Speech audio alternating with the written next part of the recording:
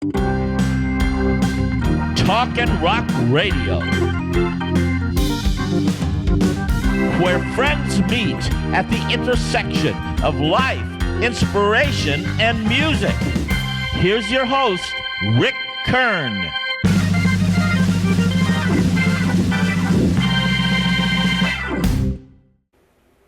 Welcome, everyone, to Talk and Rock Radio.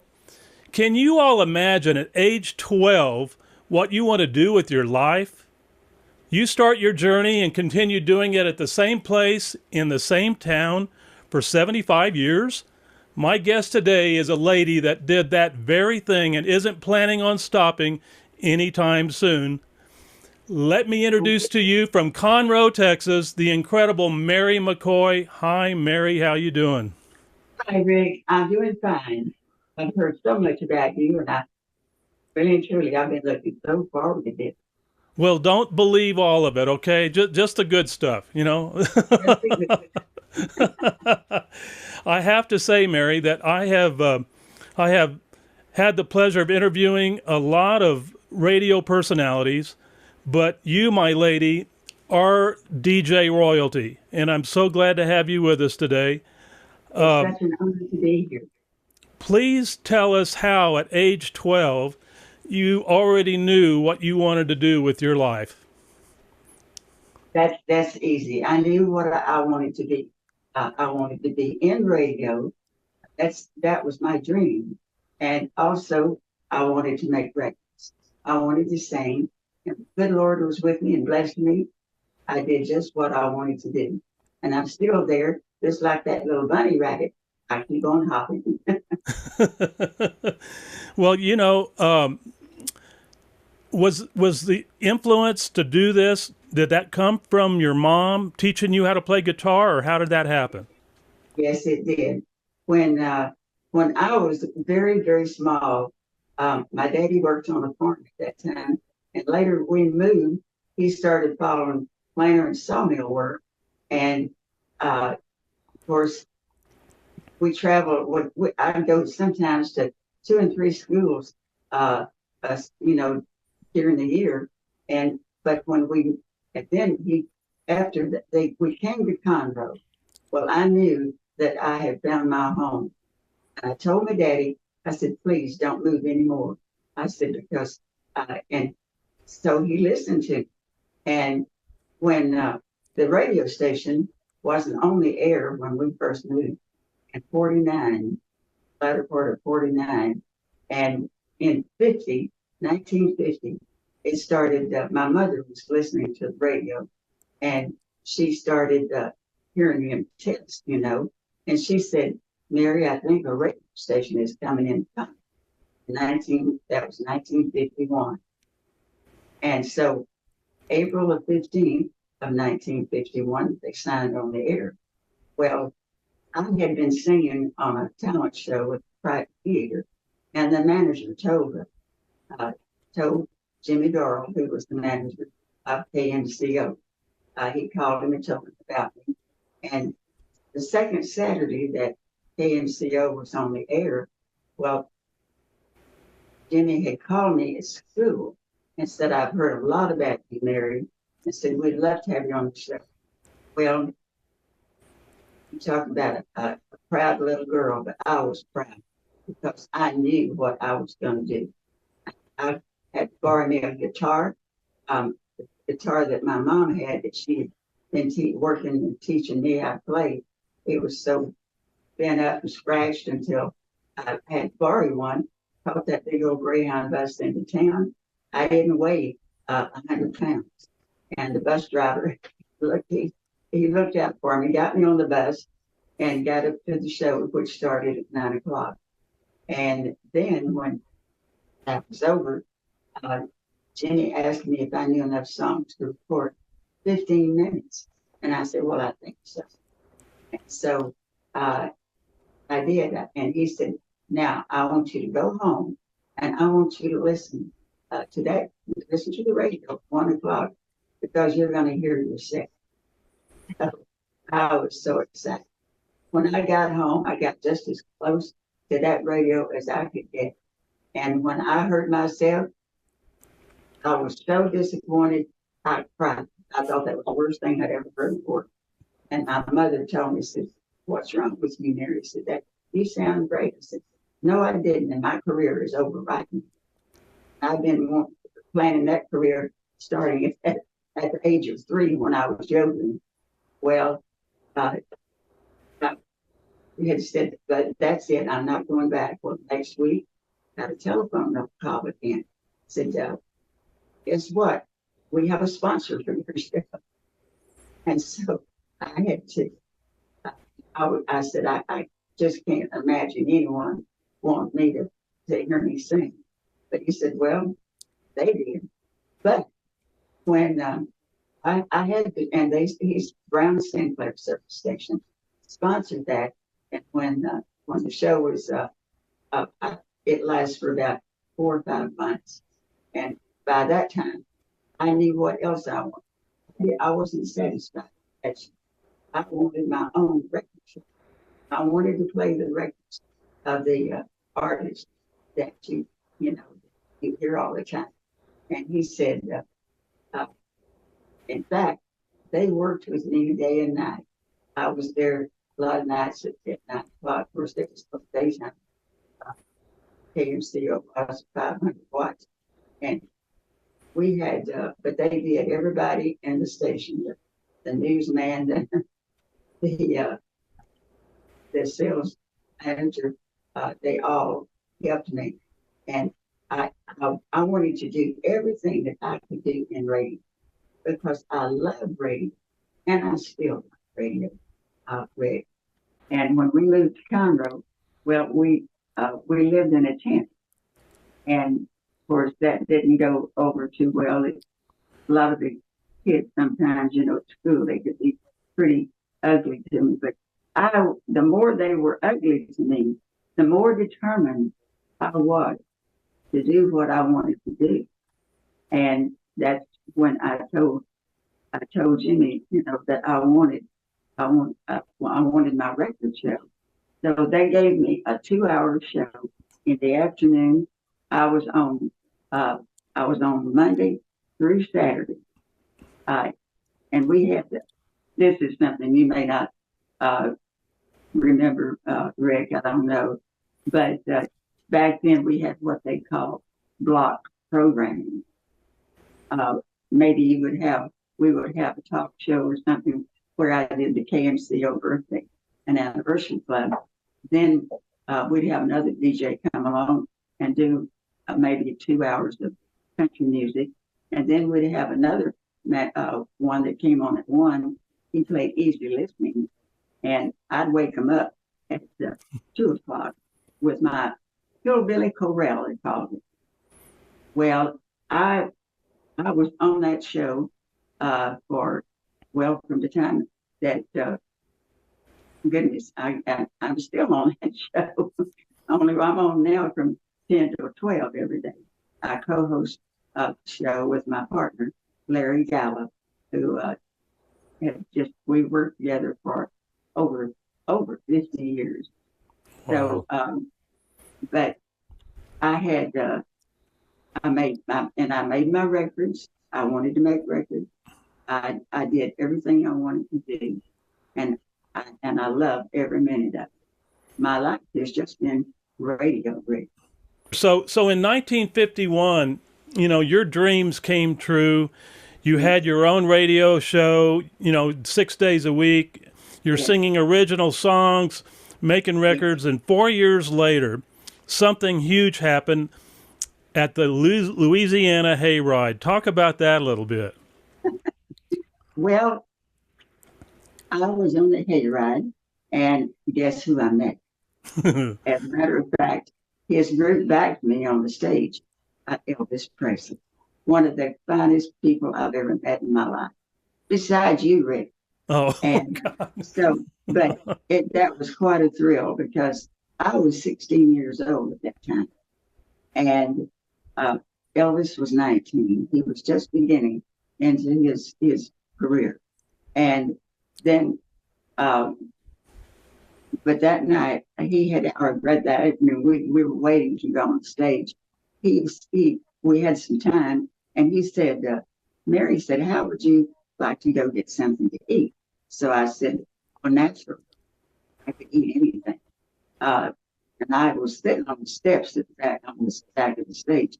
Well, by the time that I managed to make my way and get up, he had 15 girls behind him. And I looked at him and I said, Elvis, you have enough company. You go ahead. I said, I'll be here when you get back.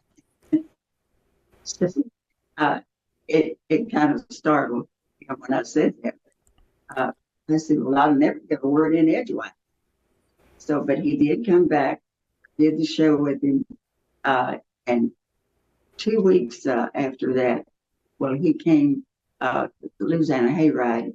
They were going on a tour, and their first stop was Conroe. And they were high school football stadium.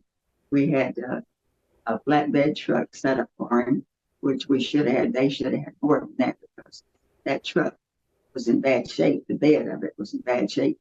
When they introduced Elvis and he ran and jumped jump up on the stage, well, he fell and had a harsh load and said that was the biggest knot on someone's hip he'd ever seen. I knocked him just for a second, but he did the show.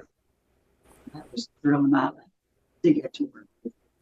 That must have been the ultimate experience, being on stage with him, Mary. All I can claim about Elvis is that in 1974, my band Tapestry shared the same sign with Elvis at the Sahara in Lake Tahoe, but we never had the experience that you did to meet him and all of that. He had the top floor of the hotel, and I think that was like a 8 or 9 story, maybe 10-story hotel. It was pretty big, Sahara Lake Tahoe, and he had the whole top floor to himself, and no one could get to him except whoever he wanted to come up to the floor and be with him, whether it was his girlfriends or whatever, but anyway. What was so neat when he walked out on the stage, he had it was lime, kind of a lime green trousers. He had two-tone shoes. He had a white lace shirt and red sport jacket or coat. And all he had to do was just look at the girls and smile, and that was it. Yeah. But it was as a matter of fact, I had my second manager before. I was in an accident and broke my neck, and of course that stopped my singing because but and that's one thing I've always regretted because I used to sing at every place all the time. I was always working somewhere, but it was such a thrill though to get to see him. And like I said, that was his when he first got started. He was at Magnolia Gardens and I believe Cook's Hoedown. But it was just something I'll never forget, and I'll treasure those memories. In 1970, Mary, there was an ownership change at the radio station. How did that affect you? Well, it didn't affect me too. Of course, I hated to see that because I was working with the Owens family at that time, and when he sold the station, well, then we went to I went to K-Star, which is they had already contacted and was waiting for me to come over there, and but I worked in my radio career. I started with the Smiths. I went from there with the Owens. And the story I have to tell about this, when the Owens signed on their FM station, they wanted me to come to work for them. Well, I told them I couldn't. They said, why? I said, because I said, a room, or rather a wall in that building is me. I said, because they took me in and raised me. And that's where my radio career was at KMCO. And then, but the one that bought the station, he changed. He bought KMCO to get me to come to work for him, and so then I was there, and then after then when Reeves sold the station, well then that was the Owens that time he had the FM. He bought KMCO to get me to come to work for him, and then when he sold the station, then I'm at K-Star now. I think it's so interesting that, not only did you have a DJ role there, but you also had a second job at the station in the afternoon. Why don't you talk about that a little bit? Oh, filing the records. And I think you were in sales also, weren't you? I was in sales. I'm still in sales. I'm glad you mentioned the records. I was filing those records when I was filing the 78s. And believe you me, those 78s weighed more, I think, than I did. And I had, then the first day that the 45 came out, that was the strangest feeling to hold that little 45 record in my hand after the whole. Why, you could knock somebody in the head with those 78. It was something, but I loved every minute of that. And then of course, 1960, that's when I made my first record called Deep Elem Blues with the Cyclones. And then my manager was UMO. I went from there to Gabe Tucker, who was a manager for Eddie Arnold, and he was also working with Elvis's manager. And that's how I got in with Elvis. So, but it's been a life that, but then another thing that I was so pleased, in 14, which I was still in a neck brace, but they put my mural on the wall down to me. I was one of 4 legends, and the people in the people in Conroe. I've always said Conroe was my home, and that always will be. I was singing one night at the Esquire Ballroom, and someone had asked me. I took a break and was on. At that time, Kit was there, and they were doing broadcasts. And the guy asked me, said, "Will you ever leave Conroe?" And there was a guy standing behind him, didn't give me a chance to answer. I said, "No, she never will." And he doesn't know how right he was. I love the people.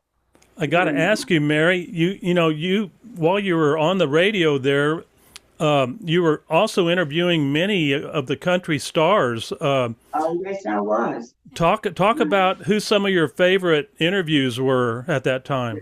The very first one that came was Jim Reeves came to visit with us at the station. But most of all, Loretta Lynn. Loretta was the sweetest person I think that I've ever met. But Rick, I've had the thrill of going. I was in Nashville in the 70s. I went for about 4 years that I would go and interview all the artists at the Operaland. And there wasn't one that I didn't interview. Ronnie Millsap, Dolly Parton, Porter Wagner. How about Tammy Wynette? Did you do Tammy? I did not get to do Tammy, but I was at a show one night there where Tammy and George were together. What year would that have been? I want to say it was 70 or 71 that I was there when they were on a show. And but the one thing that I wanted to tell you about, when my first trip there, the program director was with me, and when we got off the plane in Nashville, well, he dropped the tape recorder, and my boss, Rick, he had told me if I didn't bring those interviews home, for me not to come back. Well, Just as we get off the plane, well, he drops a tape recorder, and I told him, I said, look, I don't know what I'm going to do. He said, don't worry about it, I'm going to fix it. Well, he didn't. And the next morning, I was sitting on the steps at the Opryland, and Jerry Clower walked to me. He said, honey, he said, you look like you lost your best friend. I said, well, I don't know about that, but I've lost my job if I don't get these interviews. So he sat on the steps, and a nickel and a penny got me started. Wow. So What I find so interesting is that all of these transitions from the different ownership of the stations and everything, you were able to stay there. And of course, here's a case of one guy wanted you so bad he had to buy the station. So I love that, you know. Well, he begged. In fact, he was the owner of the FM station, and he had every week they would call me and want me to come over, and if he saw me downtown anywhere, if he'd seen me when I was walking around, when I was selling my advertisement, he would tell me. He would tell them all. He says, that girl's gonna come to work for me. Well, he at that day, it was in 70 or 70, it was in 70, I saw him over at the radio station, and I thought, I wonder what he's over here for. And I found out later he bought the station to get me to come to work for him. You mentioned earlier about your first song, your first recording, Deep Yes. Elem Blues. I know I did that song. Huey Moe was it was they and I've been country all my life. You know, they always say you can take the country out of the girl, but you can't take the girl out of the country. Well, that fits me. I told them they put me with the hottest rock and roll band at that time called the Cyclones, and they were great. And we did that. Oh, Rick, that was the biggest thrill. Of course, I've had a lot of thrills in my lifetime that I could tell you about. But that was the biggest thrill of all. We would be driving along, and I'd hear the beginning of that song, and then another station would be playing it. It was just, they had to tie me down in the back seat because I was thrilled to death, but it got my foot in the door. And I had 4 records songs that I did produce. And then after that, I signed with Gabe. And of course, they were all country. But God gave me a voice to sing, and it just broke my heart when I broke my neck, and that happened to me because my singing ceased. But just like I told Charlie at Grand Ole Opry the night that I walked out on the stage, I told him, I said, Charlie, I said, the only regret I have is that I can't do something on this stage. I can't walk out and sing. That was my one wish. I said, but I can talk. Well, that's fantastic. I'm so glad that you recovered, at least to that point. Talk some about World of My Own. That is one of my favorites that you did. Oh, thank you. That is my favorite song. That was my final session with Huey. And I love the song because it, my mom and dad, you've heard the old saying, we were poor, but we had love. And when we lived in that tent, that's where my music came in from my mother's side of the family. And and God gifted me with that voice to sing. And that it hurt me so bad. But when I sing that song, I think about my dad. And I did that before a crowd of 34,000 people at the Huntsville Prison Rodeo back in 1965. They sent, Roger Miller was he was scheduled to be there that weekend, that Sunday.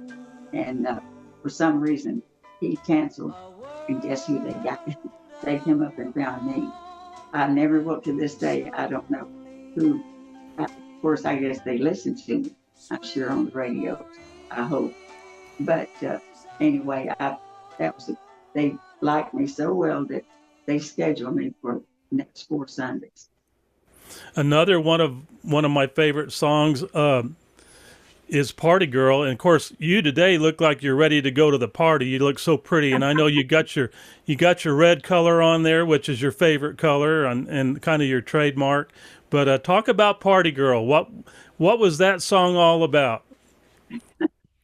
Well, that let me tell you, when I recorded that song, I was about 2 or 3 weeks away from the hospital with my daughter, one of my little girls. I have 4 precious girls, beautiful girls that I'm so proud of. And I had Slick Norris was the one that produced that record, and I did. I went down to sing it, and of course it was at a hard time because you really can't sing as good as you can if you're not going to have a baby. But anyway, that was, and I've had every place that I would go, I always had to sing Party Girl. So that was one of your favorites also then. I liked Party Girl. And when I was, my first record with Gabe was Ring on My Finger, that got, and Roses, Blue Roses. I got a lot of play for that. But well, you recorded a total of 18 singles and 2 LPs. Were these spaced over several years, or was that pretty concentrated around the same time? It was over years that, of course, I followed, when I did my first record for Gabe, Ring on My Finger.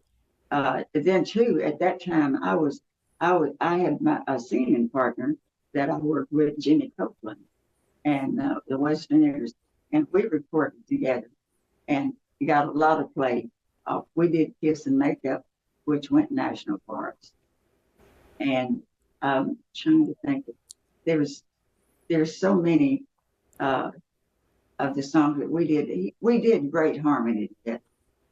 It was kind of like, it reminded me of George and Tammy, because, there's some people that you can, but we just, Jimmy was working, he had a band and had been on different radio stations at the time.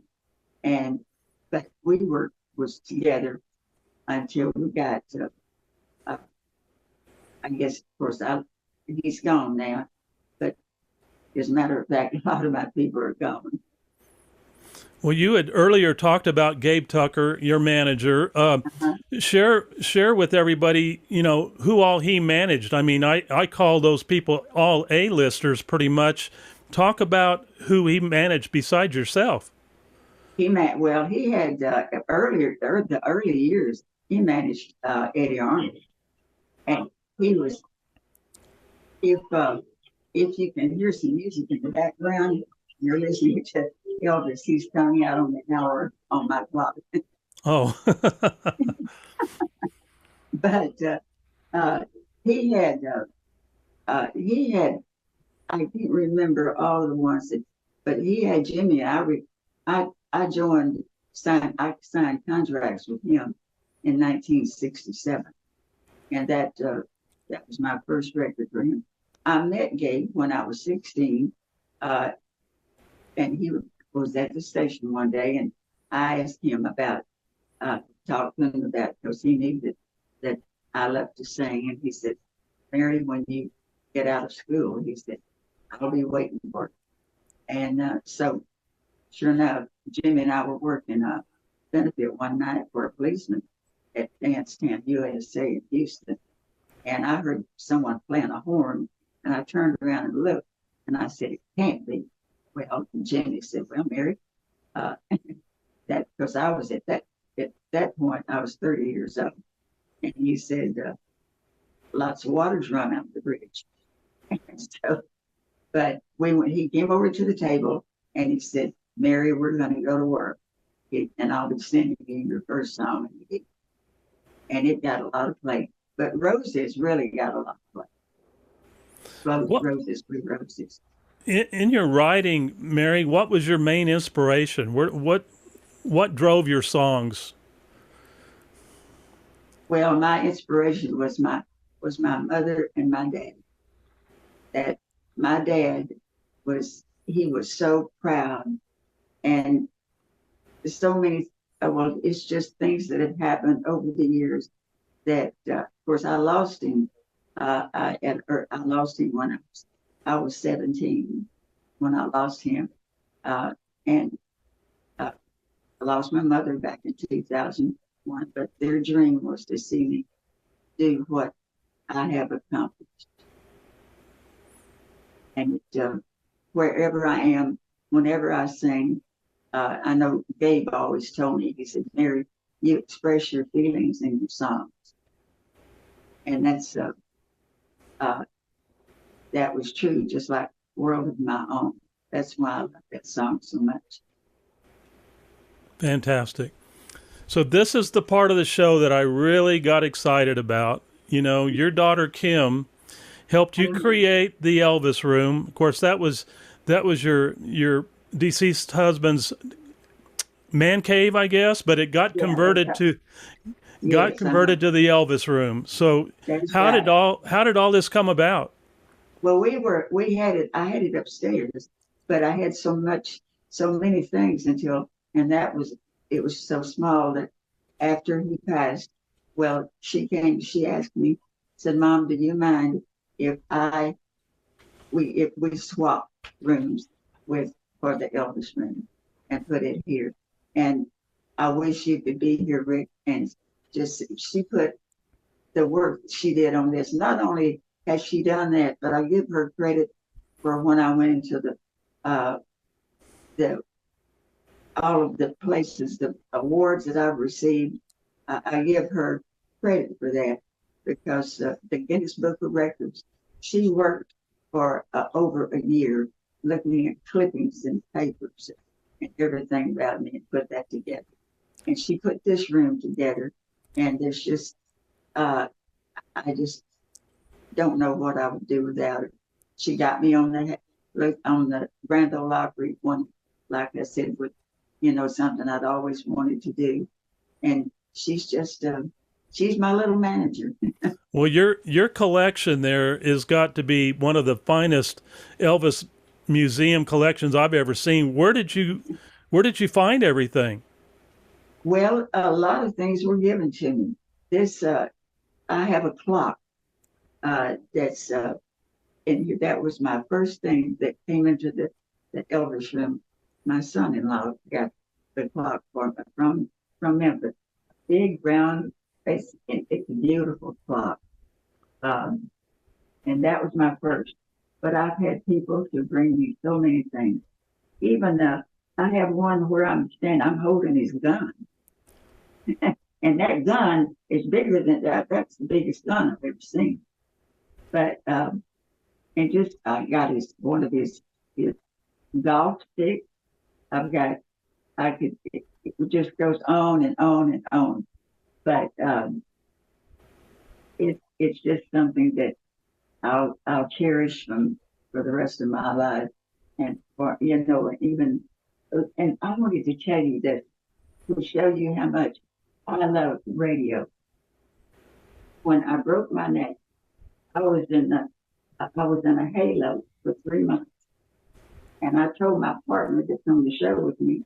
I said, "Look," I said, "I can still do my show from home." I was in a hospital bed. We would work that for 3 months. I would work that phone down between, when you have one of those things over that halo, when I looked like Frankenstein. It was, I had those big irons, have you seen those Rick? The big, but anyway, but I did not give my show up. I was on the air every day. So that's one of the things I wanted to tell you about, just to show you how much what radio means to me. That's so fantastic, Mary. You know, out of all of your collection there, God, you got so many neat things. Is there one thing that's your favorite, or do you have a couple of them that are your most favorites? Oh my goodness, it would be so hard to because they're just every one of them. It's just priceless. Something but back to my daughter, every time someone would bring something, she'd have to come in and organize. It was, but you know what? We got so many that I told her if anything else came, we'd have to put it on the ceiling. Well, that picture that I sent you of the Sahara Lake Tahoe, if you want to take that thing and blow it up and put it above your toilet in your bathroom, I don't care where you put it. Oh. Well, I will put that. Everything that's come in, I've had him to go and frame it, or it's something she'll find a place for it. Have you shown any pictures of this to Priscilla? Has she seen what you've collected? No, I wish she could. I know one time, Lisa Marie she was here and she performed at one of Do-Si Do that's close to me, here in the Woodlands, and I had planned, and I didn't get to go and see her, but I was going to take a picture that I had of her dad and I together, and but I didn't get to go that night, and I regretted that because, but if Priscilla ever comes down in this area, you can bet I'll have her over here. Good for you.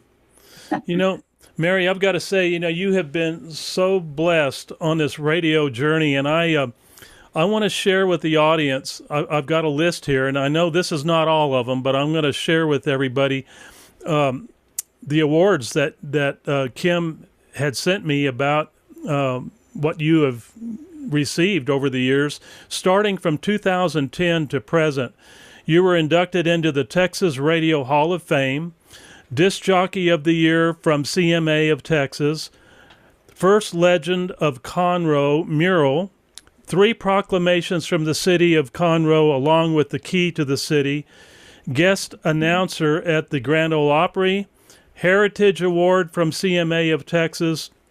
A bust of you will be placed soon at the Founders Park in Conroe.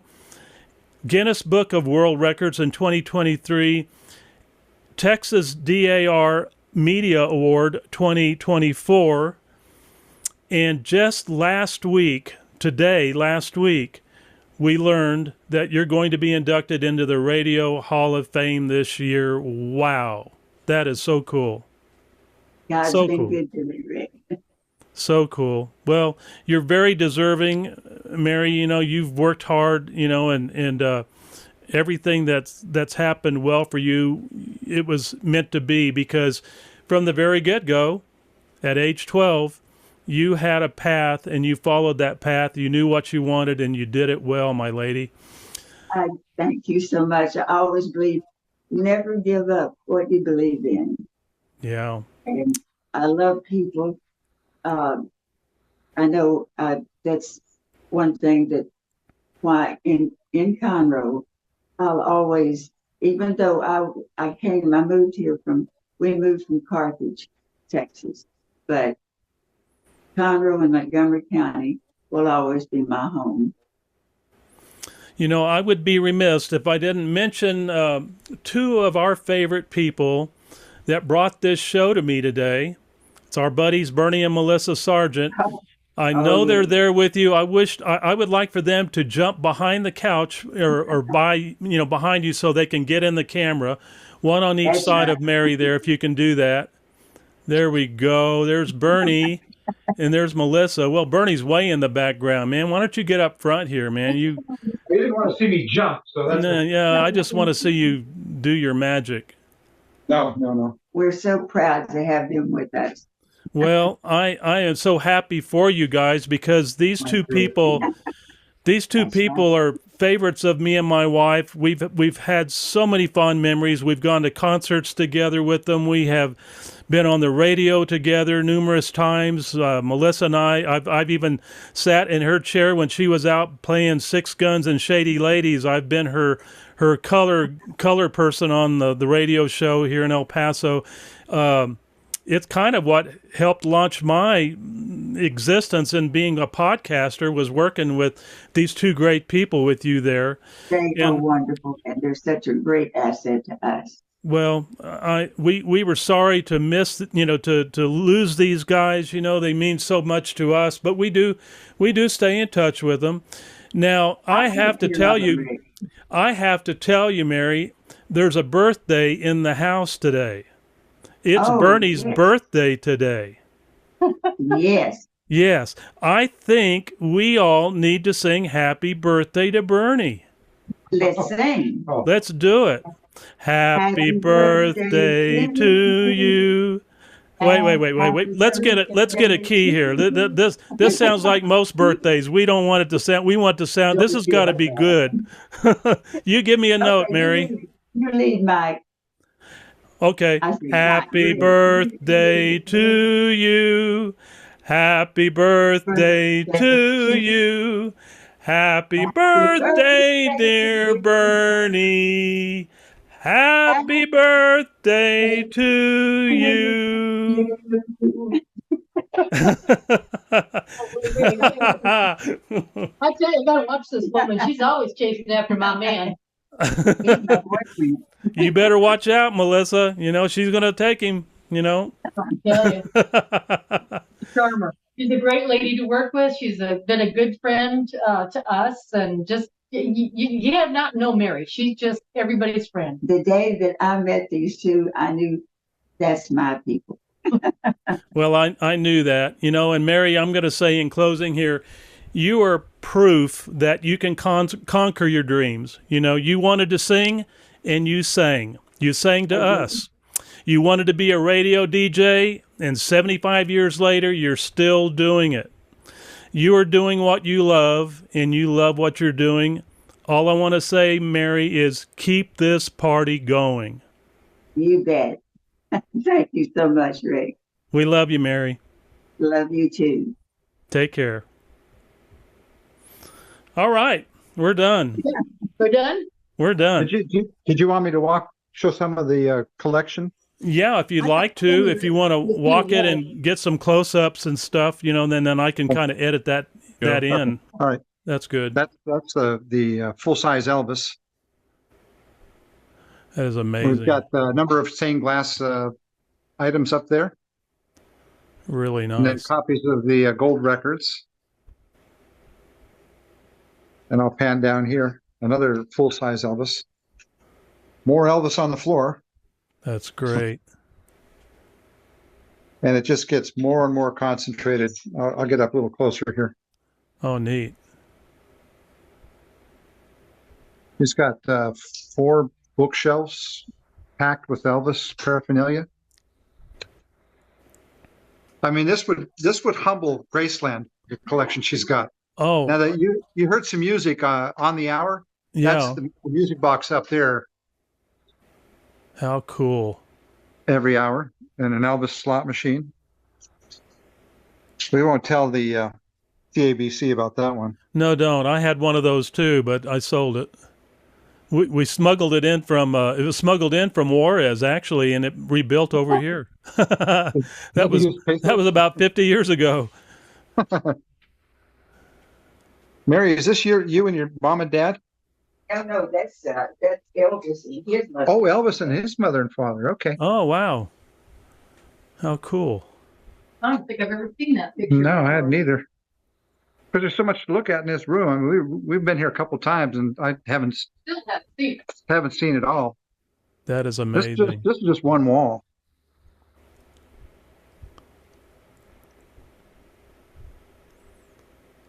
Wow.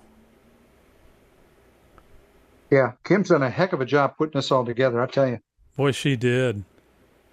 Is she there today? Yeah, she's upstairs keeping the dog quiet. Oh, okay.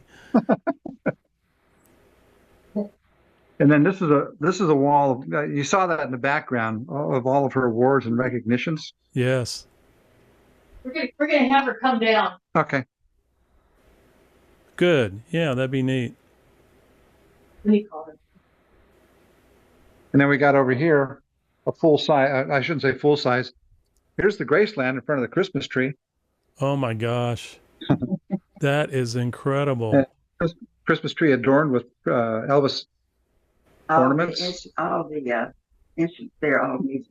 Now that purple clock up there, that's the one you got that you said started that whole thing? Yes. Okay, that's the one that really ignited her collection. We got a small bookshelf over here with a whole bunch more stuff on it too. Yeah, it's an incredible, incredible room. Wow. Walk over here and see some of this stuff. Hey, that looks like my lamp almost. There you go. An Elvisopoly game? Wow. That's pretty cool. Yeah, I got to think that he has a love for Elvis. Yeah, I would think so. Wow. Pretty cool. Yeah, Melissa's up getting Kimmy, so. Oh, yeah, he's got that one. In fact, I think, yeah, we sent that to him. This picture right here. Yes. Let me get, so I'm putting that one up on the show. Yeah. That's And nice. then there's a poster here. I get a little car sick as I'm walking around. There's Louisiana Hayride. Oh, there it is. Nice. Yeah. You can see him on the back of a truck right here. Oh yeah, the truck that Mary was talking about. Yeah. How cool. Isn't that cool? That is so cool. Where I was trying. Okay. Okay. Here's my daughter. And here's young Kim. Hi, Kim. Hi. It's nice to meet you. It's always great to put a face to a name. Well, it's nice to meet you too. I want to thank you for such a beautiful job on this fabulous collection. I tell you, I've never seen anything so great like this. Oh, well, thank you. I enjoyed doing it. It's really, really special. So, and I know you've worked hard for your mom and what all you've done to help her get where she is today. And we talked about that. So thank you for doing that too. Well, thank you for doing this. And like I said, I enjoyed doing anything to put a smile on Mama's face. So That's great. That's great. Mary's going to go get, she's got one more picture she wants to show you. Okay. And then we got, you can't sit anywhere where you're not sitting on Elvis. You're going to be sitting on Elvis. That's right. Just don't sit on his face. We're okay. she's going to get a picture of me filing the records now. Oh, When I good. was 13. Yeah, there we go. Oh, this is young Mary. This Oh, is I pretty love heavy. that. I love that. And you were 13 there, Mary? I was 13. I just turned 13. One thing that we didn't talk about, but, in your lifetime, you have seen so many changes in how music is played. I mean, you've gone from spinning 78s to 45s to probably 8-track cartridges to, it's all digital now though, right? It's all digital, and I'm sitting on the flip side. I let my partner do the work. There you go. There you go. Well, that could be a full-time job, just getting everything loaded in and archived and all that. Wow. That's crazy. Oh, it's been quite and I love it, and I'm going to keep on doing it as long as I can. Well, you go, girl. You keep it going, and we'll be here to enjoy everything that you do. So, and I'll be tuning in on the streaming channel to listen to you. Wonderful. Yeah. I'm on every morning from 10 to 12, Monday through Friday, and then on Sunday we do a country classic show from 8 to 10. Okay. Good to know that. Well, it's not a matter of if, it's when Sharon and I get over to Conroe, one of my first things to do is to get over and meet you. Please, you better. If you don't, I won't be hurt. Okay. Well, it's going to happen. We'll make that happen. All right. we don't get to see Bernie and Melissa much anymore, but when we do, we're going to have fun doing it. So anyway. You better believe it. All right, guys. Well, it's a wrap. I want to go ahead and get this thing done and get a little editing squared away. I will have this out probably on Tuesday, so I'll send you the link to it, Mary, so you can see it. Oh, great. And Well, please, I love you, Rick. well, we love you too, and go ahead and share this on all of your media sources, social media, and everything. I'd love for you to share it with the world. You bet. Okay, y'all take care. Thank you, Bernie. Thank you, Melissa. Happy birthday, bro. Thank you. Thanks for putting up with all of our insanity and trying to get this put together technically. Oh, no, it worked. Everything's great. It'll be fun to put this thing together, and we go from there. I think podcasting via audio seems easier. Yeah, I agree. Well, you guys take care. Have a good day. Don't party too much, Bern. Okay, give Sharon a big hug for us. I will. Take care, cuz. Bye-bye. Adios, amigo. Bye-bye. Bye-bye now.